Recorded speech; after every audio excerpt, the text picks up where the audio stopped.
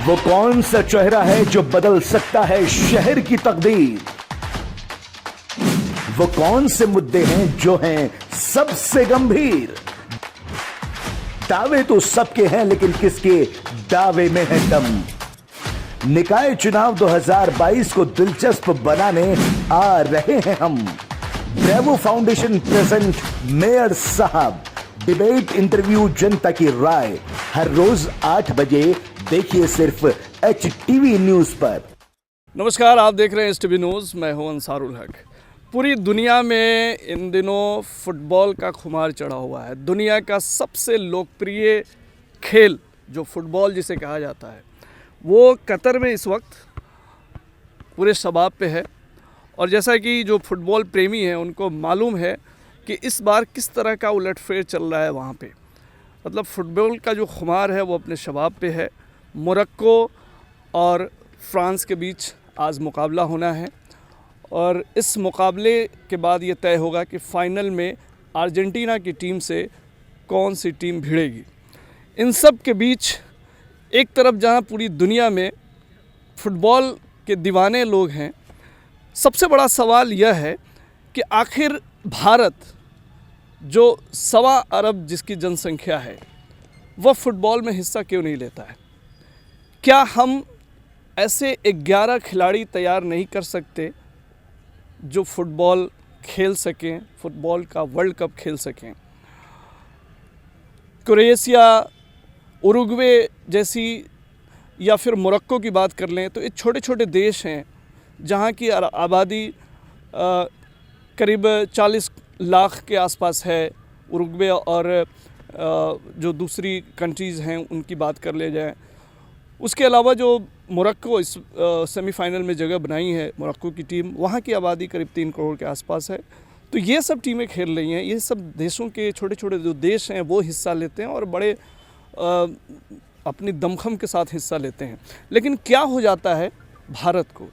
भारत में क्यों इस तरह के हालात हैं कि फ़ुटबॉल खेल के प्रति उस तरह की या रुचि नहीं है या फिर सरकारों का ध्यान नहीं है? क्या क्रिकेट तक ही हम सीमित रह गए हैं? तो फुटबॉल भारत में क्यों ज़रूरी है और उसके लिए क्या किया जाना चाहिए, इस पर डिस्कस करने के लिए आज हमारे साथ कुछ मेहमान मौजूद हैं जो बिहार लेवल पे प्रतिनिधित्व करते हैं फुटबॉल एसोसिएशन का और ज़िला स्तर पे प्रतिनिधित्व करते हैं। आइए सबसे पहले उनसे हम आपका परिचय करा दें। हमारे साथ आज के जो पहले मेहमान हैं वो हैं शंभू यादव जी। शंभू यादव जी उप सचिव हैं पूर्वी चंपारण फुटबॉल संघ के। उसके बाद जो शख्स मौजूद हैं हमसे बातचीत करने के लिए वो हैं दिनेश कुमार गुप्ता जी, पूर्व फुटबॉल खिलाड़ी, सह फुटबॉल रेफरी बोर्ड पूर्वी चंपारण के HRO हैं। सर, आपका बहुत बहुत स्वागत है HTV न्यूज़ पर। उसके अलावा जो तीसरे हमारे जो ख़ास मेहमान हैं इस वक्त इस पैनल में डिस्कशन के लिए, वो हैं प्रभाकर जायसवाल जी, सचिव पूर्वी चंपारण फुटबॉल एसोसिएशन और vice president Bihar football association के कई सारे पद ये होल्ड करते हैं। स्पोर्ट्स क्लब मोतिहारी के सचिव भी हैं और काफ़ी लंबे समय से सचिव रहे हैं और इसके साथ साथ लोकसभा चुनाव भी लड़ चुके हैं। सर, आपका भी बहुत बहुत स्वागत है HTV न्यूज़ पर। और जो हमारे साथ जो चौथे मेहमान हैं वो हैं दिनेश कुमार गुप्ता जी, माफ़ी चाहता हूँ, नीरज कश्यप जी, जो शारीरिक शिक्षक हैं और मिडिल स्कूल के शारीरिक शिक्षक हैं एवं सदस्य हैं फुटबॉल रेफरी बोर्ड के। सर, आपका भी बहुत बहुत स्वागत है। और जो पांचवें और आखिरी हमारे साथ जो ख़ास मेहमान हैं वो झारखंड से ताल्लुक़ रखते हैं विनोद बोदरा जी, पूर्व खिलाड़ी एवं पूर्वी चंपारण फुटबॉल टीम के कोच हैं। सर, आपका भी HTV न्यूज़ के शो में बहुत बहुत स्वागत है। शुरुआत सर आप ही से करते हैं। आप झारखंड से ताल्लुक़ रखते हैं और पूर्वी चंपारण टीम का कोच हैं। सवाल वही सीधे शब्दों में ये जानते हैं हम आपसे कि क्या वजह है कि 1.25 अरब की आबादी या उससे भी ज़्यादा की आबादी, अगर करंट सिनारियो की बात की जाए तो 11 ऐसे प्लेयर नहीं तैयार कर पाती? देखिए, इंडिया टीम के लिए ये इंटरनेशनल में जाने के लिए इतना आबादी है भारत में कि उस पार्टिसिपेट नहीं कर पा रहे हैं इंटरनेशनल खेलने के लिए। हम ये जानना चाहते हैं, इतना आबादी है झारखंड में, लेकिन क्यों नहीं जान पा रहे हैं कि अभी तक 150 टीम में अभी तक ये इंडिया टीम अभी तक पार्टिसिपेट नहीं कर पा रही है। ये हम लोग बहुत बड़ी बात होती है। ये आबादी होना चाहिए यहाँ के, जो कहा जाए कि यहाँ पे बहुत बड़ा ऐसा इंडिया टीम में हर कोना में एक से एक खिलाड़ी लोग हैं, लेकिन ये माना जाता है कि इंडिया टीम के खिलाड़ी इंटरनेशनल में क्यों नहीं जा रहे हैं। बस यही आपसे निर्णय चाहता हूँ कि यही तो मैं जानना चाहता हूँ, क्या वजह है कि 11 खिलाड़ी हम तैयार नहीं कर पाते? यही वजह है कि लोग इसमें कोई इन्वॉल्व नहीं है, ठीक है, आगे परफॉर्मेंस लेने के लिए। ये इंटरनेशनल में जाने के लिए इंडिया टीम को बहुत पावरफुल मेहनत करना पड़ेगा अगले का राउंड जाने के लिए, क्योंकि इंडिया टीम में बहुत ऐसे खिलाड़ी हैं जो नहीं जा पा रहे हैं। आप कोच हैं पूर्वी चंपारण फुटबॉल टीम के, क्या आपको लगता है कि इंडियन टीम को किसी बड़े कोच की भी ज़रूरत पड़ेगी अगर ऐसे मौके फुटबॉल के फाइनल फीफा वर्ल्ड कप में अगर खेलने की बात हो तो? वो तो बहुत ज़रूरी है कोच इंडिया टीम के लिए कि फीफा वर्ल्ड कप में कि इंडिया लोग भी जाना चाहते हैं कि इंडिया टीम में कि फीफा वर्ल्ड कप देखना चाहेंगे, लेकिन आज तक देखने को नहीं मिला कि इंडिया टीम भी फीफा वर्ल्ड कप खेले। ये बस यही मैं बोलना चाहता हूँ। हमारे साथ नीरज कश्यप जी हैं, शारीरिक शिक्षक हैं और पूर्व खिलाड़ी भी आप रहे हैं। नीरज जी, शारीरिक शिक्षक हैं आप, क्या फीफा वर्ल्ड कप खेलने के लिए भारत में वो 11 जवान तैयार नहीं है जो शारीरिक रूप से जो इस तरह जो वर्ल्ड फीफा जैसे वर्ल्ड कप जैसा गेम है उसको खेल सकें? सबसे पहले मैं तो क्लियर कर दूं कि आपने कहा कि मिडिल स्कूल के, मैं एक हाई स्कूल में हूँ फिजिकल एजुकेशन टीचर, और हमारी जो जगह है वो बेस है, मान के चलिए कि बेस है। लेकिन मैं एक फुटबॉल खिलाड़ी होने के नाते, एक ऑफिशियल होने के नाते मुझे कहने में कोई हिचक नहीं है कि हमारा इंफ्रास्ट्रक्चर, जो स्पोर्ट्स के लिए जो इंफ्रास्ट्रक्चर चाहिए बेसिक, वो हमारे यहाँ जीरो लेवल पे है। हम वर्ल्ड की बात करते हैं, हम लोग जब वर्ल्ड से कनेक्ट होते हैं इस मामले में, तो हम देखते हैं कि उनका जो बेसिक लेवल पर जब फुटबॉल के एक प्लेयर को तैयार किया जाता है तो किस ग्रास रूट लेवल से वो तैयार करते हैं, और उसके मुकाबले देखा जाए तो हम स्कूल में हैं, हमारे पास उस तरह का इंफ्रास्ट्रक्चर नहीं है और न ही हम उस तरह का कर पाते हैं। हमारे पास सारी बेसिक चीज़ें कमी है। अगर इसमें अगर बेहतरी हो जाए तो में भी हम अच्छे खिलाड़ी निकाल पाएंगे। प्रभाकर जायसवाल जी, आप बिहार फुटबॉल एसोसिएशन के सचिव हैं, वाइस प्रेसिडेंट हैं, आपका विचार बहुत महत्वपूर्ण है। क्या मानते हैं आप, कहाँ पे कमी है, क्यों नहीं हम जा पा रहे हैं फीफा जैसे टूर्नामेंट में? सबसे पहले तो आपको STV न्यूज़ को बधाई कि आप हमारा फुटबॉल टूर्नामेंट जो चल रहा है और फीफा टूर्नामेंट भी चल रहा है, इस बीच में आकर आपने इस पर चर्चा की, बहुत ही अच्छी बात है। देखिए, फुटबॉल खेलना और क्रिकेट खेलना, आज क्रिकेट का बाज़ार है, पैसे की बाज़ार है। पैसे कमाने के लिए क्रिकेट के मैच कराए जाते हैं।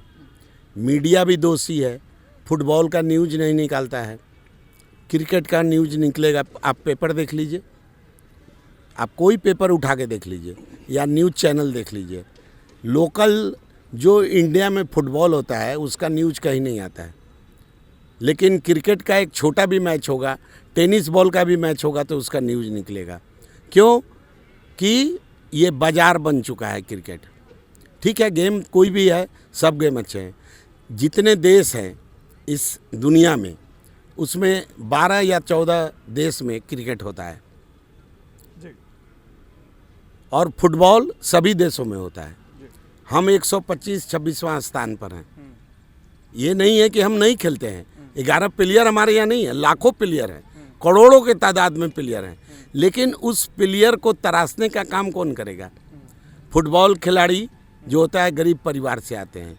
गरीब परिवार का लड़का जब फुटबॉल खेल के 18-19 बरस का होता है तो उसको कमाने का समय आता है, नौकरी नहीं है, काम धंधा करना है। जो छोटे छोटे बहाली पहले होते थे पुलिस में, चाहे डिपार्टमेंटल, वो सब बंद हो चुके हैं। सब जगह ये इस जात का इतना बहाली होगा, उस जात का इतना होगा। पहले SP लोग बहाल करते थे, हर जगह पुलिस टीम हुआ करती थी, हर जगह ट्रांसपोर्ट की टीम हुआ करती थी। तो लड़कों को लगता था, गार्जियन को लगता था कि लड़का फुटबॉल खेलेगा तो इसको नौकरी लग जाएगी। पुलिस की नौकरी 70-72 में यहाँ पर 100 रुपया 80 रुपये के नौकरी पर बहाली हुई है, और 1986 में यहाँ फुटबॉल खिलाड़ी का बहाली हुआ, जो कि आज 70-75 हज़ार रुपया कमा रहे हैं लोग। उसके बाद से जो ट्रेंड ख़त्म हुआ, तो बिहार में, इंडिया की बात तो हम नहीं बता सकते हैं पूरा इंडिया में क्यों नहीं टीम डेवलप कर रहा है, लेकिन नहीं डेवलप करने का जो कारण है वो सबसे बड़ा कारण है गरीबी। बच्चा अगर पेट में है, माँ के पेट में है, वो स्वस्थ पैदा होगा तब ना वो खेलेगा, स्वस्थ पैदा ही नहीं होगा। एक सर गरीबी की अगर बात आप कर रहे हैं तो मोरक्को एक साउथ अफ्रीकन कंट्री है, और वहाँ पे गरीबी अफ्रीकन कंट्री की जो बात होती है तो उसमें वो गरीब बहुत सारे ऐसे मुल्क हैं। मोरक्को भी कभी, आपने 125 रैंक की बात की, 26 रैंक की बात की, मोरक्को जैसी टीम भी कभी 125 रैंक पे थी, लेकिन आज सेमीफाइनल खेल रही है और हो सकता है कि वो फाइनल में भी चले जाए। मोरक्को का जो वहाँ का बॉडी लैंग्वेज है, बॉडी कल्चर है, चाहे वहाँ पर जो उनकी ये हैं, वो हमसे ज़्यादा हैं। जैसे कि आप देखते होंगे कि नाइजीरियन खिलाड़ी हमारे यहाँ इंडिया में बहुत खेलते हैं, है ना। तो एक नाइजीरियन खिलाड़ी इंडिया के 3-4 खिलाड़ी को धकेलते हुए निकल जाता है। इसीलिए हमारे यहाँ जो नाइजीरियन खिलाड़ी अलाउ किए गए हैं किसी भी टीम से, तो 3 ही खिलाड़ी को अलाउ किए गए हैं।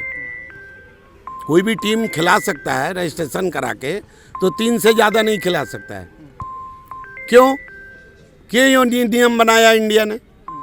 ऑल इंडिया फुटबॉल फेडरेशन ने ये नियम क्यों बनाया कि अगर हम बाहर के खिलाड़ी को अपने टीम में खिलाना चाहें तो नाइजीरिया के 3 ही खिलाड़ी को खिलाएंगे, इसलिए कि उसका जो बॉडी लैंग्वेज है हमसे बहुत श्रेष्ठ है, पावर उसके पास ज़्यादा है, हमारे पास पावर नहीं है। और इसमें पदाधिकारी, हमारे जो खेल विभाग के पदाधिकारी हैं या नेता लोग हैं, ये सब दोषी हैं, सब करप्ट हैं।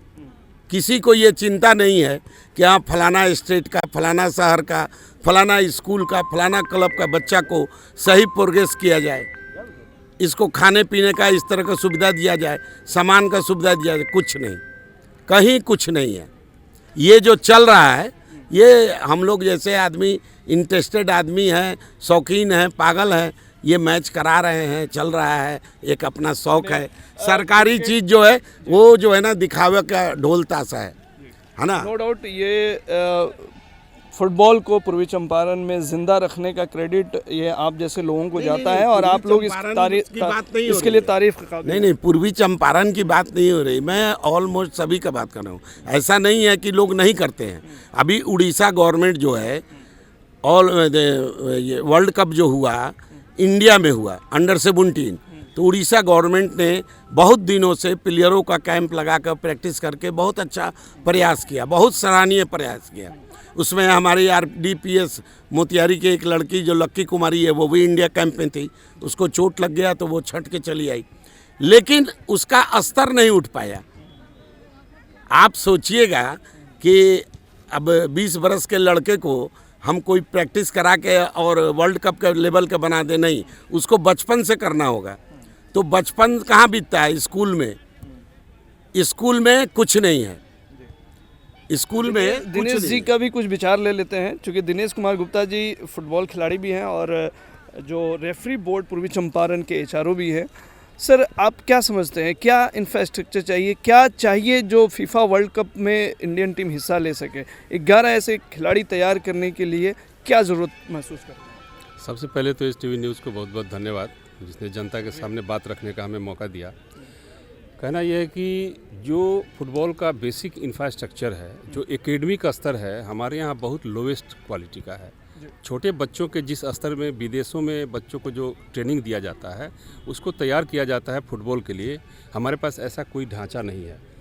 बहुत कम स्तर पे बिहार सरकार ने एकलव्या कोचिंग सेंटर जो शुरू किया है, उसका थोड़ा रिजल्ट आना शुरू हुआ है, लेकिन यह बृहद पैमाने पर चाहिए, लगभग हर ज़िले में अच्छे तरह से चाहिए, और तभी हम फुटबॉल का विकास कर पाएंगे। दूसरी चीज़ है कि सरकारी स्कूल में जो ढांचा खेल के लिए तैयार किया गया है, वो अपना सही कार्य नहीं कर पा रहे हैं। जो टीचर बहाल हो रहे हैं, उनकी सिर्फ BPED की सर्टिफिकेट पर बहाल किए जाते हैं, उनका खेल जीवन क्या रहा है, उनकी खेल पृष्ठभूमि क्या रही है, इस पर कोई ध्यान नहीं दिया जाता है। वो किसी न किसी खेल का स्पेशलिस्ट होना चाहिए ताकि वो इस स्कूल में उस खेल की टीम को तैयार करें, उसको प्रमोट करें।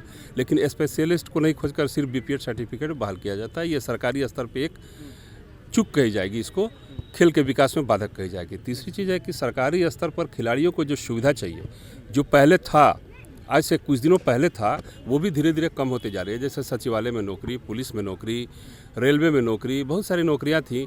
जैसे आप कभी देखते थे कि पटना में 20-20 सरकारी विभाग की टीमें होती थी, लेकिन आज नहीं है, नगण्य है। बहुत सारी टीमें टूट गई। बस हम दूसरे के क्लब, जो प्राइवेट क्लब चला रहे हैं, उस पर निर्भर हैं।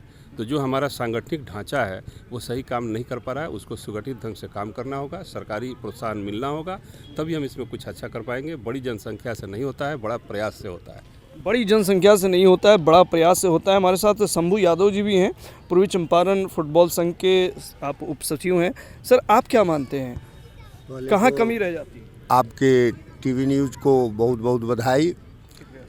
देखिए, ऐसा है कि पहले जो दिनेश जी बोले, हमारे सेक्रेटरी प्रभाकर जायसवाल जी बोले, जो बेस होना चाहिए उस बेस पर किसी तरह का कोई सरकारी संसाधन नहीं जुटाया जा रहा है, या चाहे उस पर कोई अमल नहीं किया जा रहा है। अब जैसे हमारे सेक्रेटरी साहब ने बोला कि 22 बरस के बाद हम लड़कियों में क्या चीज़ डाल देंगे जिससे वो वर्ल्ड कप खेलने लायक हो जाए, तो इसके लिए वो प्राइमरी स्टेज में ही सब चीज़ का संसाधन होना चाहिए, और उस तरह का एक आदमी का मनोवृत्ति बनना चाहिए, सरकार का हो या संस्था का हो, कि इसको हमको प्रमोट करना है, तब जा कर के जाके आगे डेवलप होगा। देखिए, अभी हम लोग इंटर डिस्ट्रिक्ट की तैयारी कर रहे हैं, इंटर डिस्ट्रिक्ट की तैयारी कर रहे हैं। उसी का एक पार्ट है जो डिस्ट्रिक्ट लीग होता है। और पहले अच्छे अच्छे खिलाड़ी एक दूसरे ज़िला में जहां मैनुल हक टूर्नामेंट होता था वहां चले आते थे। तो जो सेकेंड फेज के लड़के हैं, जो देखते थे कि अच्छे खिलाड़ी कम से कम बिहार में हैं, अब वो सब का आना जाना बंद हो गया, क्योंकि सरकार जो इस पर छूट मुहैया कराती थी, उसके रेलवे कंसेशन को लेकर के उसको भी खा गई भारत सरकार, उसको भी बंद कर दी। तो अब बुझिए कि एक मैनुल हक टूर्नामेंट कराने के लिए आपको यानी मोटा मोटी 20 लाख 15 लाख रुपया एक डिस्ट्रिक्ट को चाहिए, तब जाके एक मैनुल हक होगा। कहाँ से होगा? तो इसलिए खेल धीरे धीरे ये सरकार के चलते ये चौपट के तरफ, ये देश बड़ा होने से नहीं होगा, उसमें अपना कुछ न कुछ उस तरह का एक्टिविटी करना होगा कि डेवलप हो कैसे। कहने के लिए तो हम लोग हर एक साल किसी न किसी टीवी न्यूज़ चैनल वाले को ये सब बोलते रहते हैं, कहते रहते हैं, जस का जस उसी तरह का रह जाता है। बड़ी बात उन्होंने कही कि चर्चाएं तो होती हैं लेकिन उस अमल में नहीं लाया जा सकता है। पता नहीं क्या हो जाता है। और भारत में क्रिकेट के प्रति इतना ज़्यादा झुकाव देखा जाता है, लेकिन फुटबॉल कहीं ना कहीं अपेक्षा का शिकार होता जा रहा है। हम स्पोर्ट्स क्लब के ग्राउंड में हैं, ये जो सारे मेहमान हैं उनसे हमारी बात जो हो रही है इस वक्त। और मैं आपको बता दूं कि ऐसा नहीं है कि फ़ुटबॉल के प्रति लोगों का रुझान नहीं है। यहाँ पे भी एक टूर्नामेंट चल रहा है। अभी एक मैच का इंटरवल हुआ है जिसमें हम ये चर्चा कर रहे हैं। और आप देख सकते हैं कि Sardar Amrit Singh Vicky memorial trophy football tournament जो है यहाँ पे ऑर्गेनाइज़ किया गया है। डिस्ट्रिक्ट लीग है ये। और देखिए कि बहुत सारे युवा हैं जो इस टूर्नामेंट में हिस्सा लेने के लिए आए हैं, और जो खिलाड़ी हैं अलग अलग जगहों से आए हैं। तो ऐसा नहीं है कि वो इंटरेस्ट में कमी है या फुटबॉल के प्रति लोगों का या युवाओं का रुझान नहीं है, लेकिन बात वही है कि स्कोप क्या है, सरकारें क्या करती हैं खिलाड़ियों के लिए और खिलाड़ियों पर क्या एक्सपेंस हो रहे हैं। तो क्रिकेट के लिए तो बहुत सारी चीज़ें होती हैं, लेकिन फ़ुटबॉल के लिए क्या चीज़ें हो रही हैं। एक आखिरी सवाल हम आपसे पूछ लेते हैं। सर, क्या लग रहा है कतर में क्या कुछ होने वाला है? कतर में अभी तो अर्जेंटीना फाइनल चढ़ी हुई है। आज का मैच का ज़बरदस्त है। आज फ्रांस के बीच और कौन टीम, मोरक्को के बीच मुकाबले हैं सेमीफाइनल। ऐसे तो मजबूत टीम लग रहा है फ्रांस, वही चढ़ सकते हैं। उसके बाद जो होगा देखा जाएगा। मैच में कहा नहीं जा सकता है, शहंशाह तो अभी कुछ नहीं कहा जा सकता है, लेकिन एक ही चीज़ बोलूँगा, आपको क्या लगता है संसा कतर में? मेरे हिसाब से फ्रांस, मैं फ्रांस के साथ, फ्रांस के साथ। फ्रांस तो अभी तो फाइनल में तक का सफ़र उनको करना बाकी है। आज के मैच में फ्रांस की आप बात कर रहे हैं, लेकिन फाइनल भी मैं फ्रांस के साथ। फाइनल भी फ्रांस है। आपको बहुत तजर्बा है सर, क्या लगता है कतर में इस बार क्या होने वाला है? कतर में तो इस बार ब्राज़ील और फ्रांस को फाइनल खेलना था, लेकिन बैड लक ब्राज़ील हार गई, जिस कारण कि अर्जेंटीना फाइनल में गई है और फ्रांस जीतेगी अर्जेंटीना को हराकर। फ्रांस को तो अभी एक सफ़र और तय करना है, जीत जाएगी। लेकिन मोरक्को को इतना कम क्यों आंक रहे हैं? मोरक्को ने इतना मेहनत करके इस मुकाम तक कि अब कम आंकना नहीं आंकना, ये इलेक्शन का आप न्यूज हमसे नहीं ले रहे हैं, है ना। दिल मेरा कह रहा है कि फ्रांस आज जीतेगी और फाइनल भी जीतेगी, बस यही बात। पुर्तगाल को क्या हो गया? पुर्तगाल को क्या हो गया, हार गई। फुटबॉल लक का गेम है, किस्मत खराब है, पोल से टकरा के चला आना है, हो गया, बाहर मार दिए। लक तो है ही है, खेल तो है, लेकिन लक तो सबसे बड़ा चीज़ होता है। ये बड़ी बात आपने कही कि लक भी है इसके साथ साथ। क्या लगता है सर कतर में क्या होने वाला है? कतर में आज मोरक्को और इसका फ्रांस का मैच है। फ्रांस तो पहले से विश्व चैंपियन टीम रही है, लेकिन कतर का प्रयास बहुत ज़बरदस्त है। ये मोरक्को का प्रयास बहुत ज़बरदस्त है, काबिल तारीफ़ है। अगर आज मोरक्को जीतती है तो उसको शाबाशी है। वैसे फ्रांस तो शहंशाह रही है पहले से, है भी, कोई भी जीत सकती है दोनों में। आपके क्या विचार हैं सर कतर में? क्या फीफा 2022 कौन ले जाएगा? तो ब्राज़ील सबसे बेहतरीन टीम जो बाहर हो गई और बेडलक बाहर हुई। अभी जो खेल का जो स्पीड है या खेल में जो खिलाड़ी हम लोग जज कर रहे हैं, चाहे आकलन है, वो फ्रांस का जो चारों स्ट्राइकर जो है यूनिक स्ट्राइकर है और उससे बहुत उम्मीद है कि वो बहुत कुछ कर सकता है।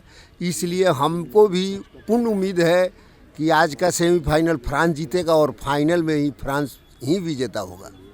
फाइनल में फ्रांस, तो यहाँ फ्रांस के साथ ज़्यादातर लोग हैं। बहुत बहुत शुक्रिया आप सभी का इस कार्यक्रम में शामिल होने के लिए और STV न्यूज़ के इस परिचर्चा में भाग लेने के लिए आप सभी का बहुत बहुत शुक्रिया। तो यहाँ पे जो हमारे मेहमान थे उनसे हमने बात की और उनसे जानने की कोशिश की कि आखिर भारत इतनी बड़ी आबादी वाला देश होकर के भी 11 ऐसे खिलाड़ी क्यों नहीं पैदा कर रहा है जो फीफा जैसा टूर्नामेंट खेल सके, वर्ल्ड कप जैसा फुटबॉल टूर्नामेंट खेल सके। और आज जो मैच होने वाले हैं या फाइनल जो खेला जाना है उस पर भी हमने बात की और लोगों के राय भी जाने।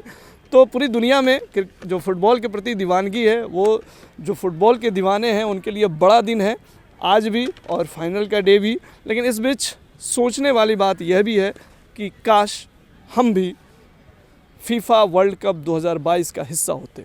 तमाम खबरों और डिबेट्स के लिए जुड़े रहिए STV न्यूज़ के साथ। नमस्कार।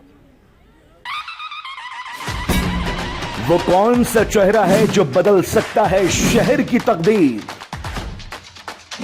वो कौन से मुद्दे हैं जो हैं सबसे गंभीर? दावे तो सबके हैं, लेकिन किसके दावे में है दम? निकाय चुनाव 2022 को दिलचस्प बनाने आ रहे हैं हम। ब्रेवो फाउंडेशन प्रेजेंट मेयर साहब डिबेट, इंटरव्यू, जनता की राय, हर रोज 8 बजे देखिए सिर्फ HTV न्यूज पर।